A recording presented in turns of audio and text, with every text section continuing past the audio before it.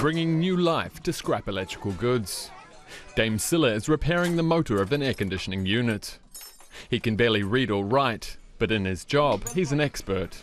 3 years ago, he did an apprenticeship here in Tees and sees his future in Senegal.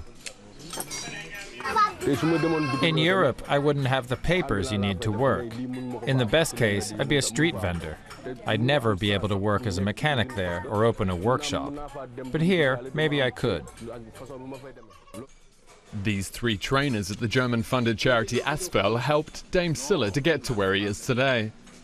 They also put him in contact with his current boss. I didn't know him at all, but they recommended him and said he was well trained and would do a good job. This is where Dame Sylla learned the basics of electromechanics. Now he's back to learn some new skills. This is a very respectable job. Before my apprenticeship, I worked in my cousin's shop. But my father always told me that I should do something sensible. That's why I'm back here, to learn how to wind coils for electric motors. The training center has been here for 18 years. Since then, around 500 young men have come here to learn how to repair tools like sanders and drills. The most important thing for us is to convince young men to stay in Senegal. Far too many of them want to leave the country. They get into those tiny overcrowded boats and die on the journey. The financial support from Germany doesn't cover all its costs, so the group tops up its funding by repairing electrical appliances, brought here by customers from all over the country. At Asfel, a strong team spirit is important. Trainers and students eat lunch together every day.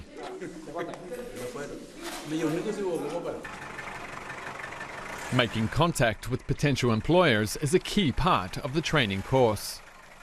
Along with the trainers, Dame Sylla is visiting some of the local workshops in Tees.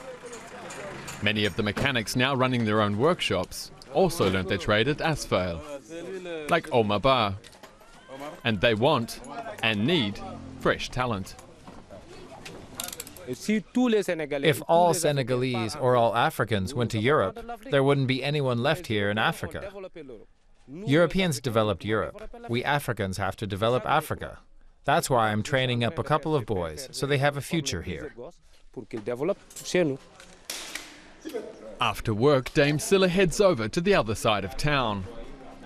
The 27-year-old lives with his uncle's extended family. His own parents live in the capital, Dakar.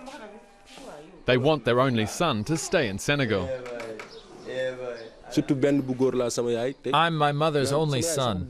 She really doesn't want me to get in one of those boats. Recently, my sister jokingly brought up the topic, and my mother got really angry.